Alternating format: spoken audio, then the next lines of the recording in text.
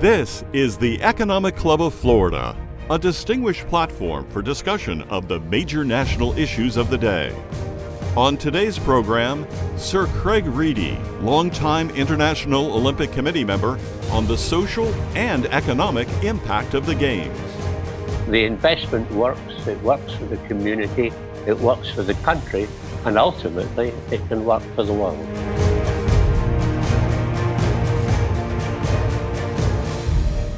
Good day and welcome to the 542nd in our series of distinguished speaker programs. I'm Harvey Bennett for the Economic Club of Florida. We're very honored to have with us today one of the few members of what used to be known as the Knights of the Roundtable from the Old English days, Sir Craig Reedie. And he has achieved the highest level of award as a Knight Grand Cross. Sir Craig, welcome, sir. Thank you, Harvey. You received Great Britain's highest civilian honor for your lifelong work in public service, specifically in Olympic sports, the topic that you'll be addressing with the Economic Club of Florida today. Sir, how did you get involved in Olympics? Are you a sportsman? I used to play badminton. I played it in a little village hall in Stirling, about 30 miles from Glasgow in Scotland. And I got better as I went on. I played at university. I got very close to international selection. And then I moved into administration. And that took me to the International Federation. Eventually, we managed to put badminton in the program of the Olympic Games. And that was when my eyes were really opened. And I could see a huge potential benefit to badminton players all around the world. And that's how I got started. Your affection for badminton then obviously grew into progressive leadership from the local level in Scotland, countrywide, across Great Britain. You were chairman of the British Olympic Association, a member of the International Olympic Committee, and a director of the London Organizing Committee for the Olympic Games.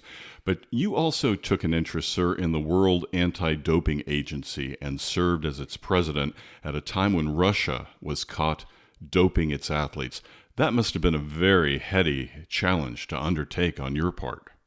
Well, the progress to the World Anti-Doping Agency was full of joy, full of development, full of success, full of interest, as you hinted, through the National Olympic Committee, which is the British Olympic Association, and then on to putting together the successful London bid for the 2012 Games. That was done in Singapore in 2005. We won. And then the joy of organizing it through to 2012. And thereafter, I was offered the presidency of the World Anti-Doping Agency. The agency was formed initially by the International Olympic Committee way back in 1999. And I had looked after finance and administration for a number of years and was then asked to take on the presidency. And I have to say, things ran very smoothly until I think it was the 14th of December 2014, when a German television station produced a world-shaking program indicating and having proof of serious breaches of the regulations and cheating in the sport of track and field athletics in Russia. And from that minute on, the easy bit stopped and the hard bit started. But here we are, looking back. I think at the end of the day, we succeeded in doing what we wanted to do. It took some time, but eventually Russia was sanctioned very seriously for its breaches of the rules, and I'm happy with that. You began your professional career as a financial advisor. You worked with institutional clients specifically on pensions. Sir, on big ideas, we often hear the old expression, if you build it, they will come. We did so here in Florida back in 2013 in building a world-class rowing facility in Sarasota that later hosted the 2017 World Rowing Championships. How important is such pre-investment, if you will? Oh, if you speak to any sports official and if he or she are serious and understand things, I would claim that it's vital. I think it's a good thing to do because it develops the possibility that you could host in your part of the country, world-class events. But actually, much more important than that is that you can attract all sorts of people, young, middle-aged, and old, to take part in sport, to take part in rowing on the rowing course. So it's a win-win through the generations. And if I can give you one practical example, the first ever Olympic badminton event was in Barcelona in Spain in 1992. Now, if I had to choose... Under his leadership, he has significantly changed the face of sport worldwide. Sir Craig is from Stirling, Scotland. He graduated from the University of Glasgow with degrees in arts and law. He has received numerous honorary degrees. He is a pension consultant with the well-known financial advisors D.L. Bloomers and Partners. But you will soon realize that Sir Craig Reedie's life passion is sports administration. Here are a few highlights. Sir Craig jumped into the situation of sports management with both feet when he became president of the Scottish Badminton Union in 1977. As president of the International Badminton Federation, he was responsible for badminton becoming an Olympic sport. Getting a new sport in the Olympics, wow, that's an amazing accomplishment. Why badminton? He was a world-class badminton player. In 1992, Sir Charles became chairman of the British Olympic Association. Under his leadership, there was a complete change in the trajectory of the British Olympic program, which led to the British Olympic team having the second highest medal count at the Rio Olympic Games. Yes, it also included the British Olympic team's groundbreaking training camps in Tallahassee, Florida. Yes, we shared with them the finest heat and humidity in the South as they trained for the 1996 Atlanta Centennial Olympic Games. It was during those 4 years I had the great pleasure of meeting Sir Craig. I hope he'll share with you his experience when he attended an FSU and NC State football game. Sir Craig in 2013 assumed the presidency of the World Anti-Doping Agency. Getting a decision to ban the Russians from the Olympics was a final and satisfying act, states Sir Reedie.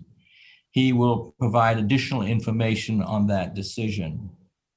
Since 1994, he has served as with Her Majesty, the Royal Highness, the Princess Royal, as a member of the International Olympic Committee.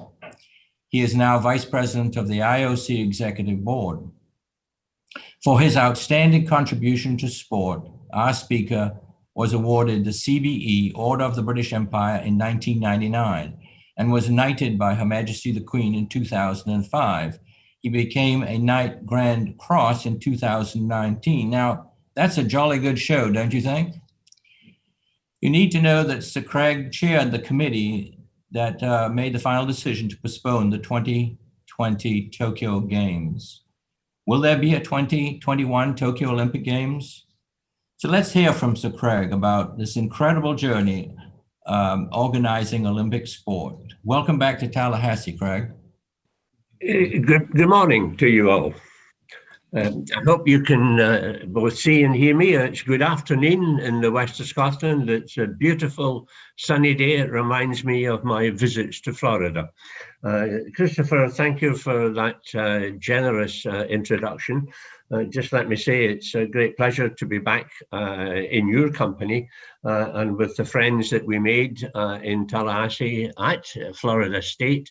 I still have some of the garnet and gold. I remember going to a match. I became a very firm Seminole supporter, but just to prove that nobody's perfect, I've moved on to the Arizona Cardinals, who are less successful. But those are the nice things that happen when you're involved with sport. Let me take you, first of all, through what's happening now, and particularly what's happening in Tokyo. I was chairman of the International Olympic Committee Evaluation Commission way back in 2013, when Tokyo won the right to host these games, beating Madrid and Istanbul in the process. The financial arrangements then assumed a start date of 2020 with a contribution from the IOC to the organizing committee of around $2 billion. And Tokyo, over 7 years, built up a huge portfolio of domestic sponsorship, the best there has ever been, and everything looked certain to proceed well. They were massively well organized. And then, of course, as you all know, came coronavirus. And the IOC were faced with an acutely difficult problem and decided about a year ago now to postpone the games, which were due to be held in Tokyo in July 2020. Now, postponing sounds pretty easy to do, and in fact, many ways it is, but the knock-on effect is substantial, not only to Tokyo, but in many ways to the rest of the world of sport, because the Olympic Games sort of set the center of the whole international program of sport conducted over a period of 4 years. Many international sports federations hold world championships and everything else at different times. And by simply postponing the games, you upset that program and that calendar. So many people had to adjust their programs, and I'm pleased to say that many did. In terms of Tokyo itself, postponement sounds easy, but suddenly you've got to renew all your contracts for all the stadiums that you have. You've got to renew your contracts for the broadcasting center, for the media center, for all the accommodation, for the transport. It's a huge effort. And in fact, the fact that they have been able to do that reflects great credit on them. There are only media estimates of total costs, but they're up around about $15-16 billion, much of which are caused by the postponement. Now, at the moment, of course, there are knock-on effects on, for example, national Olympic committees, like the British Olympic Association, like the United States Olympic and Paralympic Committee. We have arranged training venues, special performance facilities for all our teams, all of which started all these years ago in Tallahassee. So all of that has to be changed and to be dealt with. So we're happy that the games are going ahead. Tokyo have said they will go ahead and are firm in that resolve. The IOC is delighted. The situation at the moment is that Japan has had compared to Britain and compared to the United States, has actually handled the coronavirus situation extremely well. And they have pretty low rates of infection. I think it was last Friday, I took I did the arithmetic, and I think in Japan last Friday they had 4,000 new tests for a population of about 125 million. Britain had 2,900 new cases for a population of 60 million. So in fact, they're doing rather well. And despite slight increases at the moment, the government are aware of this, and they're taking steps to hopefully reduce the increase. In many ways, it's by expanding the curfews that they have on restaurants and pubs and things like that. So we hope that matters will be well under control. However, the games will be different, very different. It will be subject to very regular testing. You'll be tested before you get on the plane to go to Tokyo. You'll be tested when you get off the plane. You'll be tested when you go into the village. Chances are you'll be tested in the village every 2 or 3 days.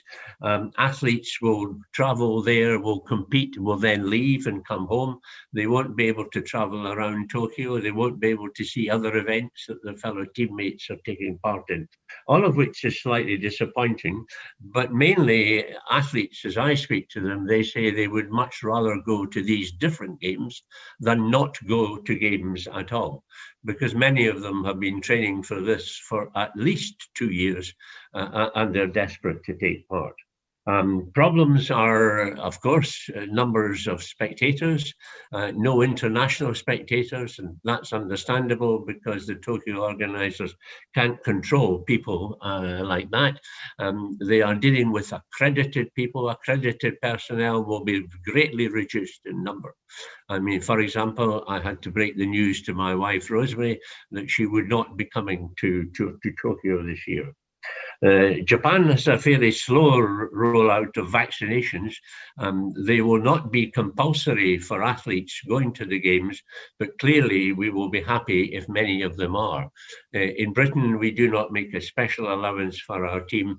We hope that they will be fitted into the successful vaccination program that is underway in Britain on the age scale before they go to Tokyo. So we hope hugely and importantly that Japan pull this off, because if they do, it's the biggest sports event in the world, and it will really be a sign that the world is beginning to get over this appalling pandemic, which is doing so much damage, and that is concentrating everybody's minds. Now, to take you back to how I got to where I am now, Christopher marginally overstressed my skills as a badminton player. I was pretty good, but maybe not as good as he said.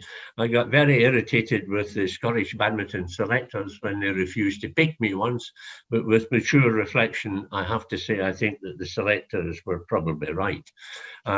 Regrettably, after my career, which I enjoyed fully, taking part in tournaments effectively all around Britain, I had to start earning a living, and that took me a little bit into sports administration. And I suppose my first success, if that's the right description, was that in these days there was a great shortage of decent halls in which to play badminton. And we didn't have our own centre as a national sporting body. And we found an old disused paint factory quite close to the docks and the shipyards in Glasgow, which at modest cost we turned into a 6-court badminton hall with the appropriate changing room, showers and whatever. And at the other end of the building were a set of offices, which we took as well, and we turned those into the offices of the Scottish Badminton Union. And would you believe that hall is still used every day? It's still the offices of the Scottish Badminton Union. The whole place is now called the Sir Craig Reedie Hall, which is rather nice of them. And I suppose one of these days they'll call it the Sir Craig Reedie Memorial Hall. But that was a real plus. I think all of you will know that if you get involved in your own club or your own sporting association, you may be asked to take on other responsibilities. And the movement within sport was to go from a national badminton federation. Then I started to go and represent Scotland on the international federation. And I slowly worked my way up there and was eventually asked to become president and took over in 1961. At that time, we were struggling. We weren't quite sure how we should try to develop the sport. Should we go down the professional money route? And if you did that, you probably had to conquer North America. And that would be very difficult in the United States, I found out, even with the help of people like the Mark McCormack organization. It's very difficult to impose a sport from outside. It has to be sort of internal growth. And badminton was hugely important as a sport in Asia. And eventually it dawned on me that the person who would have the greatest effect in taking that decision was a new president of the International Olympic Committee, a man called Juan Antonio Samaranch, a very able Spanish businessman who had been the Spanish ambassador in Moscow. So he knew quite a lot about politics. And I went to see him during a meeting of the IOC in Rome. and he said, I know your sport, but I will come to your next World Championships. When are they? And I said, well, they are in Copenhagen in April or May, I think, in 1983. Have you got your diary? And he said, yes. So I got him to put the date in, and he came. And the Danes ran the event splendidly. It was a magnificent tournament. He saw one of the best men's singles matches that I had ever seen. And halfway through the afternoon, he said to me, Craig, we must have this sport. And I said, you only have to ask. So he did. He understood absolutely that the strength of badminton, particularly in Southeast Asia and countries like Indonesia, fourth biggest country in the world, the biggest Muslim country in the world. And these days, the IOC didn't cut much ice in that part of the world, and we helped them to do that. So it started what was a very happy relationship. Now, having got in, we got in at a meeting in East Berlin, of all places, in 1985, which involved a trip through the famous Checkpoint Charlie, something I didn't think that I would ever have to do. And then we took part for the first time 7 years later, because there is a 7-year gap between getting a sport into the program and actually taking part in the program. And that is to allow the National Olympic Committees all around the world to begin to work and to develop that particular sport in their countries. So you begin to see the effect of Olympic sport. We had difficulty in Barcelona in finding a hall, because at that time I think there might have been 50 people in Spain who played badminton, so Barcelona wasn't my ideal choice. But to their undying credit, they decided to build a new basketball hall, the Pavelo, as they called it, at one end of the Olympic Village. I persuaded them to open a gate in the fence around the village beside the badminton hall, so that the players could stay in the village transport, then come through the gate into the badminton hall and walk back into the village. We've never had a better venue since, and it all worked beautifully. The television ratings for badminton, we had 2 sessions, one in the morning and one in the evening. I played the best Asian players in the morning session, and the television ratings in Asia, in China, in Japan, in Indonesia, in Malaysia, in Hong Kong, and all that part of the world were absolutely enormous and hugely impressed at the IOC. I persuaded Samaranch himself to come and present badminton's first ever gold medal. And it was won by a delightful little lady from Indonesia called Suzy Susanti. She was a Roman Catholic, and she came from a little village called Tasik Malaya in Western Java. And she won their first ever Olympic gold medal. And I persuaded our television producer at that time to get some shots of the post-medal ceremony as she climbed into the crowd. And she was greeted by the president of the Badminton Association of Indonesia, who was General Tri Sutrisno. And these pictures were so impressive that 6 months later, he was vice president of Indonesia. So don't have anybody tell you that sport doesn't matter when the country wins. Having got into the International Olympic program, then the immediate follow-on was to become the badminton representative in the National Olympic Committee, which was the British Olympic Association. And I joined there about 1988, 89, and was asked to take over the chairmanship in 1992. In these days, we were described as a sort of travel agent and an outfitter. You know, we got tickets for the team to go to the games and we bought them their blazers. And we decided that that really wasn't good enough.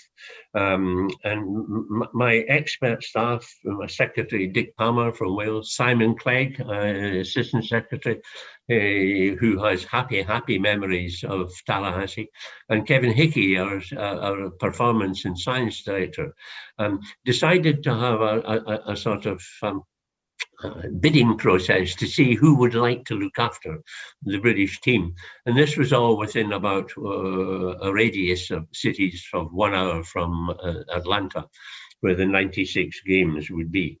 And I'm delighted to say that Tallahassee won. And at the end of it, we made good relationships with Florida State. I came back once to deliver a lecture at the university. I still remember it was the only university in the world that had a qualification in circus acts. I met Bobby Bowden, the famous football coach.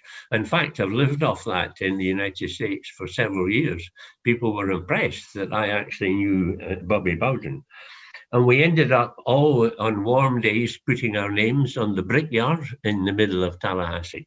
And we're enormously grateful to Christopher and his team who started the project and who delivered it so well, because that started a basis of our operations, which we simply had to continue.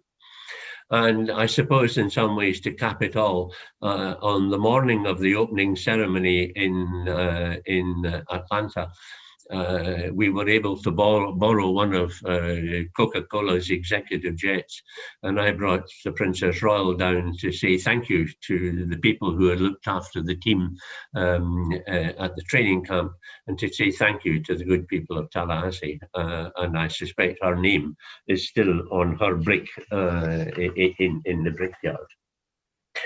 So process goes on. I became a member of the IOC by invitation in 1994. But that, excuse me, it simply helped the whole sort of revision of British sport. We didn't want to be outfitters and travel agents. We wanted to deliver good teams to top-class sports events in good condition, and that meant that you had to be able to seriously look after your teams in future Olympic Games. For Sydney in 2000, we were in the Gold Coast, about an hour by air north of Sydney. For the Athens Games in 2004, we were in Cyprus. Again, these places tended to have exactly the same weather as we would experience at the Rio Games, and we set up our training camps there, starting in Tallahassee and doing it year by year thereafter. For Beijing, we were in Macau, the offshoot of Hong Kong, and these all worked, and they gave us status in the argument, particularly with government, over sport and the improvements for sport. John Major, our Prime Minister, God bless him, instituted the National Lottery with 5 good causes, of which sport was one. And that huge funding made all the difference to elite sport in Britain and explained the good results that have happened. We also managed to greatly increase our commercial activities, and we tried to make sure that we became a significant player, as we did, in the whole arrangement of elite sport in Britain. And as we watched Olympic Games and attended Olympic Games, we rather got involved without much organisation in attempted bids by British cities to host the Games. I mean, the Birmingham bid in 1986 was so well organised that I only found out about it when I went to Lausanne for the ceremony to choose the city. I mean, we were that badly organised. We were better organised for Manchester, and they had bid in 1990 and in 1993. And as a new chairman of the National Olympic Committee, having a bid and a well-organised bid to help gave me a position and a status, which I tried to use to best effect. Unfortunately, neither of the bids worked, although they did much for the city of Manchester. So we decided, and I know the date absolutely, on the 12th of January 1994, I chaired a meeting of the executive committee of the British Olympic Association, which decided that if we would bid again, we would bid with London. And believe it or not, 19 and a half years later, we passed the company following the games to the lawyers to wind it all up. So it took 19 and a half years to do this properly. I refused to bid for the Athens Games in 1997 because British sport was still a mess. I refused to bid against anybody for the games in Beijing in 2008 because I didn't believe that the capital of the biggest country in the world was beatable when it had the serious political and communication support that it would have. So we waited, and eventually we decided to go with London. Now, pulling together an Olympic bid is a pretty complex exercise. We started by giving a chair, a desk, and a corridor in their offices to a man called David Luckers, who was one of the goalkeepers in our field hockey team, an Olympian himself. And he did the research, and he produced, I think it was 356 pages of research about whether we should bid with East London or whether we should bid with West London.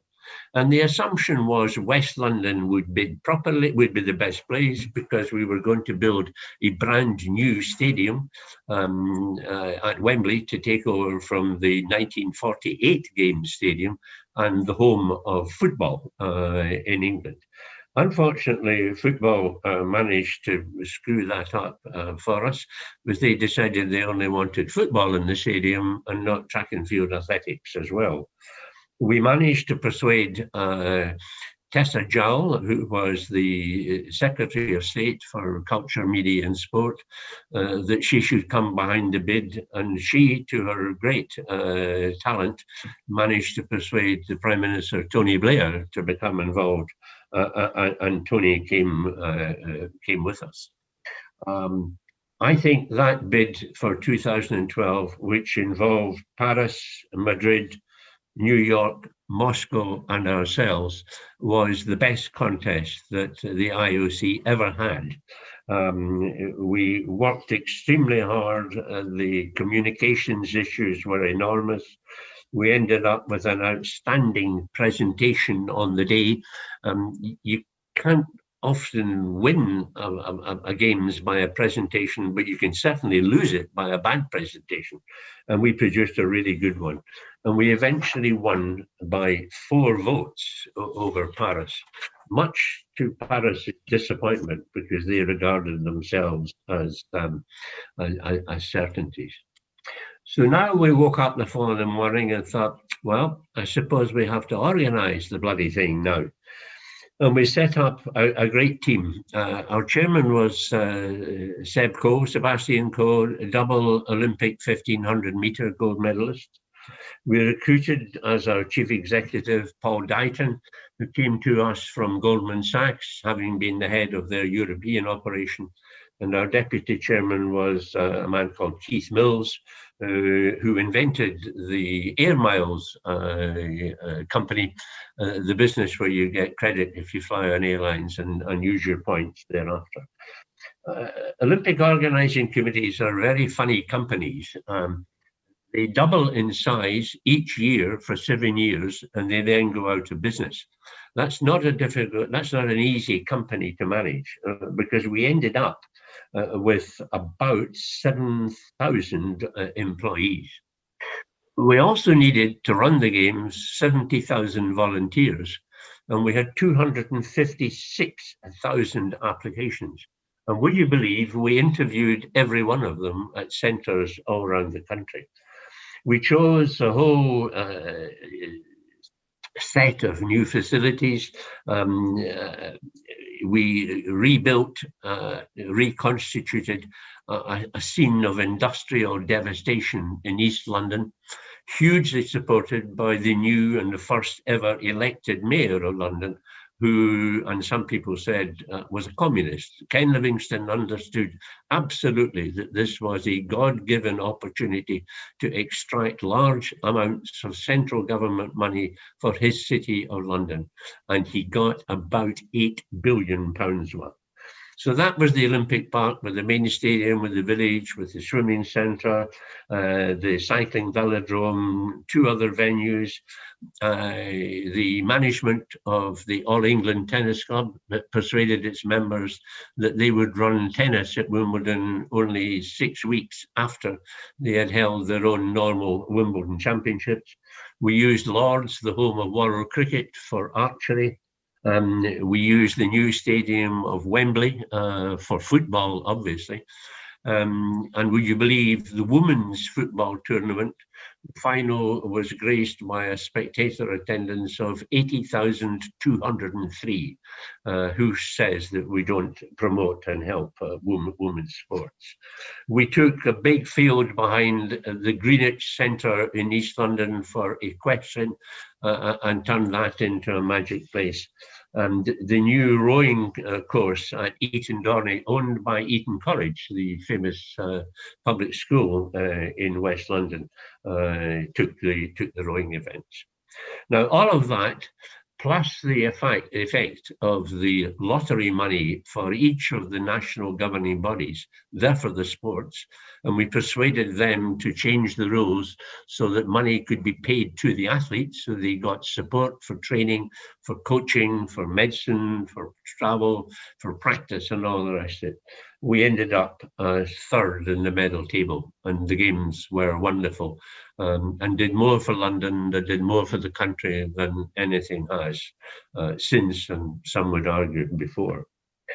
So I was beginning at that stage to think, well, this is about it. I really think I've done enough putting a sport in the programme, taking a National Olympic Committee and shaking it into life, winning an Olympic bid and running good games. It's about time that I retired. I had been asked to help the World Anti-Doping Agency, which had been founded in, I think, 1999, and to take up over the Finance and Administration Committee. What I was required, some of you may remember the cycling scandal in 1998, when the Festina team were stopped by the French police, and they found that all their company vehicles were stuffed full of drugs and doping equipment. So the IOC decided they would try to do something about that, and they set up a multifaceted international organization, 50% sport and 50% government. The IOC paid for it entirely for its first 2 years, although governments were involved, and then the governments took over 50% of the cost. I mean, to give you an example of how silly it all was at that time, it was possible on different sanctions in different countries. It was possible that a cyclist could be sanctioned in Denmark, for example, for a doping offence, but all he had to do was, travel an hour on a train, and he could cycle in France, or he could cycle over the border into Germany. And if you were a cyclist, you might have been sanctioned for 6 months. But if you were an oarsman, a rower, you were sanctioned for life. So the biggest problem was to harmonise the sanctions. And that was the first great effort that the WADA succeeded in doing. And it was all done by the 2003 Conference on Anti-Doping in Copenhagen. And we made very steady progress. We produced a World Anti-Doping Code, which is the set of rules for the whole world. We did research and funded research on anti-doping practices. We accredited and approved or removed the accreditation, if necessary, from the recognized laboratories. We produced the prohibited list of prohibited substances, and we got involved in the business of education, because despite all the arguments that you can win this fight against doping by doing samples, it's not true.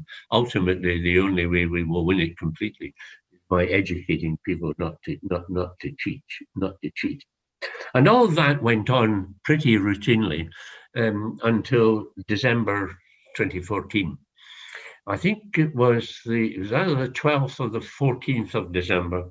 I heard that there was to be a television program run by the main channel of ARD, German television network in Frankfurt in Germany. And they produced a devastating program which indicated that in the sport of track and field athletics, Russians had been subject to organized cheating. The anti-doping agency would tell the athletes when the testers were coming. The coaches were providing the substances to the athletes. And the hint was that officials and the government knew about it. Now, this was sensational stuff, and we had to react. Up until then, we simply hadn't had powers to act. But the new code, which came into effect on the 1st of January 2015, gave us these powers. So we set up our first full commission of inquiry. The television program got most of its evidence from a couple called Vitaly and Yulia Stepanov. He worked for the Russian anti-doping agency, and she was an international athlete who actually doped herself. And he persuaded her to come clean, as it were. And they were the people who blew the whistle and delivered all the information that we needed to run a proper investigation. The people who were involved have all been found guilty. One of the biggest problems in that investigation was what we would do thereafter. So we promptly suspended the Russian anti-doping agency, who were clearly corrupted and inefficient. We wanted to have the director of the Moscow laboratory expelled, but he expelled himself. He resigned, a man called Grigory Rodchenkov, and he managed to disappear and is currently under witness protection somewhere in the United States. I may have to return to him in a minute. And we persuaded the IAAF to immediately suspend the Russian Athletics Federation. Now, this caused all sorts of problems. There were immediate demands on us to do more of these investigations to cover all of Russian sport. And I got into trouble by saying this is all very well, but we have two problems. One, we've got no money. And secondly, we've got a strong feeling, but we don't have any evidence. And to deal with this, we need some more cash. So I made an appeal to the governments of the world, who you will not be surprised to hear were reluctant to come up with more money, but we raised about another $1 million. Rodchenkov, having escaped to New York, featured in a television program, a film called Icarus. I don't know if any of you have seen it. It won a prize, an Oscar, in fact, for being the best documentary of the year. I appeared in it 5 times, unasked, unheralded, unpaid, unhappy, and any you would care to mention. But it's a bizarre setup. So Rodchenkov is now in America, is singing like a canary and is providing information against his own country, who clearly would prefer that he did not to do that. We were in, I think, Montreal in May 2016. I actually managed to get a quiet 5 minutes during a meeting when I was acting as chairman to look at my mobile phone and saw a report from the New York Times that Mr. Rodchenkov had come out with the information that there was blatant cheating all over all sports in Russia. So life became more than a little difficult. We set up a second report run by a man called Richard McLaren. He had to do a preliminary report in a hurry because he only had 57 days to do the first installment, because it was just before the Olympic Games in Rio in 2016. Well, some people said, I think we should just delay the result until after the Rio Games. That was absolutely untenable because it would have been quite interesting to go to the press conference after the Rio Games with that condition and saying, oh, the games were great, but unfortunately we've got some news that the biggest country in the world were cheating like hell. So I'm afraid the problem arose very, very strongly before the Rio Games. My organization decided that we would recommend to the IOC, because we did not have powers to say who went to the games, but we recommended that they would decline entries from the Russian Olympic Committee. The IOC decided that they would not do that and passed the decision on who could take part to the international federations. The only one who acted strongly was the IAAF, who maintained the suspension of Russian athletics. Some federations were hard, some were soft, some didn't do anything, and the whole thing effectively was a mess. It has caused enormous problems for sport and problems for WADA, because people frequently thought it would be easier to shoot the messenger rather than worry about the real problem, which was Russian cheating in sport. So over a number of years, we increased our powers of compliance. We went to Russia and we agreed with them 23 conditions that they had to satisfy as we helped them rebuild their own anti-doping agency. And by the summer of 2018, they had in fact fulfilled 21 of the 23 conditions. Two that they hadn't were significant. The first of these was that they should admit their mistakes, which eventually they did, but perhaps not to the satisfaction of everybody. And secondly, we wished to get access to the Moscow laboratory to examine the data in that laboratory so that we could find out exactly who had been cheating, named to athlete by athlete, and who had not. Slightly to my surprise, when we presented a claim to the Russians and a condition which said, instead of us waiting for you to put your house in order, we will put your house in order by recognizing that you can be re-established, but you have to meet these two conditions. And to my surprise, they came back and accepted that. So they admitted fault. Secondly, they allowed us into the laboratory. Eventually, it took many visits and difficulties. We extracted 28 terabytes of data, which is an enormous amount of data. It took us months to crunch it. And to our fury, we found out that even on the day before we went into the laboratory, they were manipulating the samples. And the end result was that at the end of the day, the WADA Executive Committee suspended Russia from World Championships and Olympic Games for 4 years. No flags, no anthems, no senior officials. It was a tragedy for sport. Many people thought it was the thing to do. The IOC eventually came solidly behind us. That was done in December 2019. And I retired on the 31st of December 2019. That is a quick potted history of fun, fury, frolics, the enjoyment and the successes and the failures of sport. I'm sorry I don't have any happy pictures to show you, but there are some, I assure you. But I hope it's been interesting, and I'll be happy to answer any questions that you may have. Take care. Thank you, sir. What a wonderful presentation, and a small part of it was Tallahassee shared in that, and we really appreciate what a wonderful presentation to give a focus of what it's about. One of the things that questions have been asked is, yes, the anti-doping agency has that authority, but how do you keep up with constant increase in cocktails that people are using for enhancement? Do you have the enforcement to do that? Well, the longest argument in this whole process has been for the world of sport to actually give us rules which will enforce compliance. And now, Christopher, those rules are properly enforced, which has allowed us, for example, to ban Russia. We have to put together the prohibited list of substances every year.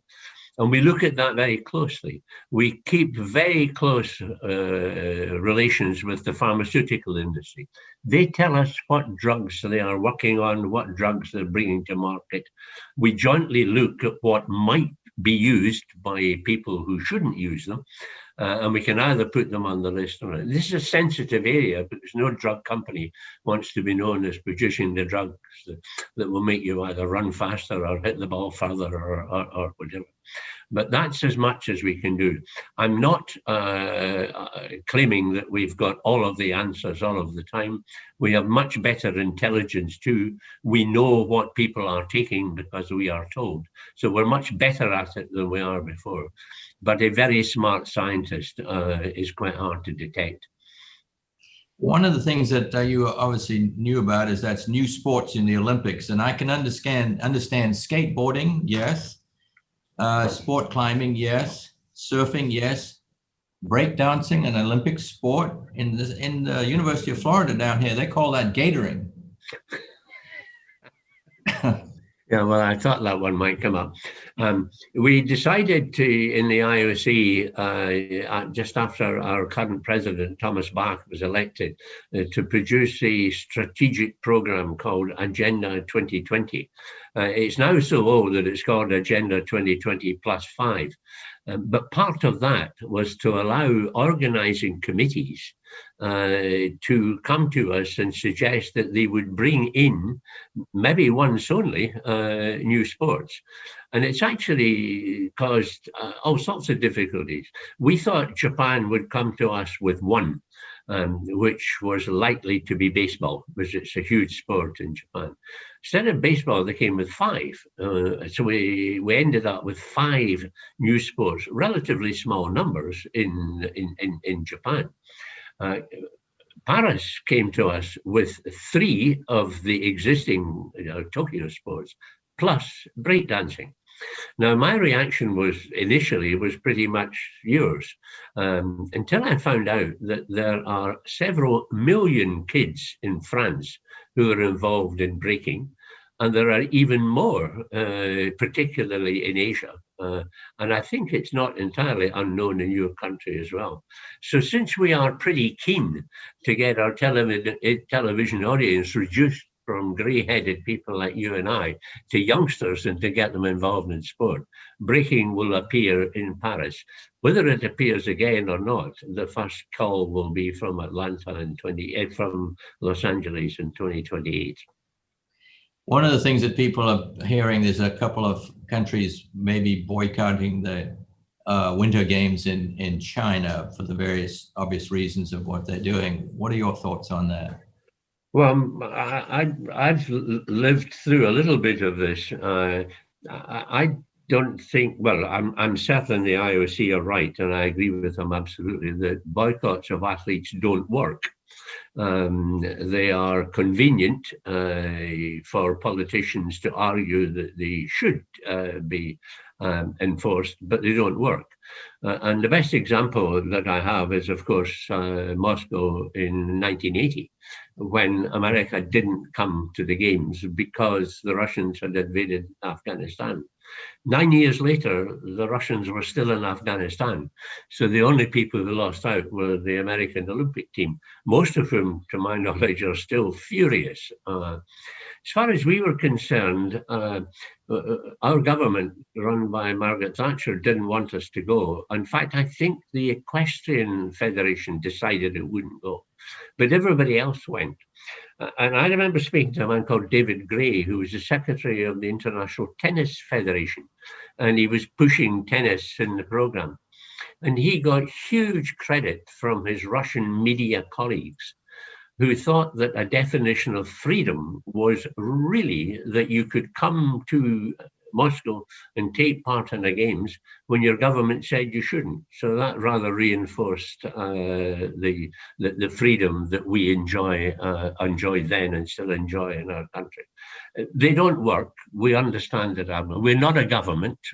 We have human rights issues in our own statutes dealing with the terms and conditions for organizing the Olympic Games under the Olympic Charter. The games are run by the IOC. We do not take those political decisions because that's not our remit. That's up to the politicians of the world. But I'm strongly in favor of the athletes being able to go to games. The discussion was that, obviously you made a very good point about the fact of how having the Olympic Games, everybody can attend and it's very open and it's for the athletes. And so how do we look at determining new sites for the Olympic Games when we look at countries that don't necessarily adhere to some of those rules, such as China and Russia? Do they have a chance in the future to host an event, a Games? The system that I chaired in 2013 didn't have any such restrictions on cities and countries. It's a city that applies and a National Olympic Committee which applies, but there were no restrictions at that time. The IOC, I think, in fact, I know, probably made a mistake in taking a Winter Games to Sochi in Russia. Not because of anything that Russia did, but because Russia managed to spend $51 billion on the Games. And that scared the you-know-what out of every other winter sport country in the world, particularly those in Northern Europe. So we lost applications for Winter Games. I almost said like snow off the wall, but that's not necessarily the correct analogy. The end result is that we have now put in place a system whereby we will continue with early and continued negotiations and in discussions with cities who might wish to bid at some future date. And it may well be, as that new process develops, that the kind of conditions that I think you're suggesting might be brought into play. But we try to stay away from the politics of a country. We try to concentrate entirely on their ability to organize safe games for the athletes of the world. The 33rd Olympiad will be held in Paris in 2024. How is that going forward, and are they going to be ready on time? Yes, they will be ready on time. They've got the same problems that everybody else has. You know, they can't get anybody into the same office building in Paris to organize them. Everybody's working from home. Nobody can travel. France is a no-go area at the moment. I'm not going to get drawn into an argument about our ability to give people vaccinations as opposed to French inability, but there are issues. But yes, Paris will make it, and they have time. They will be subject inevitably to the French political system, whereby not everybody in France, from president to mayor of Paris to president of the region, are all singing off the same hymn sheet. That's where I have to say London was outstanding, because we had the kind of political unity of, from government, of national government, from local government, the whole way through, which should be so. But I think Paris will do it, and I think Paris will do it very well. It's a great city. The Olympics and the whole organization of sport obviously has been a critical part of your life. What's so much unique and special about the Olympic sports? I think, although it takes a fair bit of time, if you can sit through a stadium, it takes just over 2 hours to bring in 208 national Olympic committees into the biggest festival of sport in the world. And on one occasion, you actually saw the unified team from North and South Korea at the same time. In Rio, we saw for the first time the refugee team, where we brought together a selection of refugees from all around the world and put them together. When you see all of that happen, and you've been involved in making it possible to happen, then I think you're entitled to sit back and have a quiet smile. And then when you go to an event and one of your country wins a gold medal, and if you're also lucky enough to do all of that in your own capital city and watch lots of Brits win gold medals, you feel great. You've done a wonderful job, Sir, and I really am honored to have you here today, and I know the club has, and we thank you so very much. You've been listening to Sir Craig Reedie, former president of the World Anti-Doping Agency, speaking before the Economic Club of Florida on April 21st, 2021. For more information on the Olympic Games, visit olympic.org. The Economic Club of Florida promotes interest and enlightenment on important economic, political, and social issues of the day. To learn more, including how to become a member, visit our website at economic-club.com.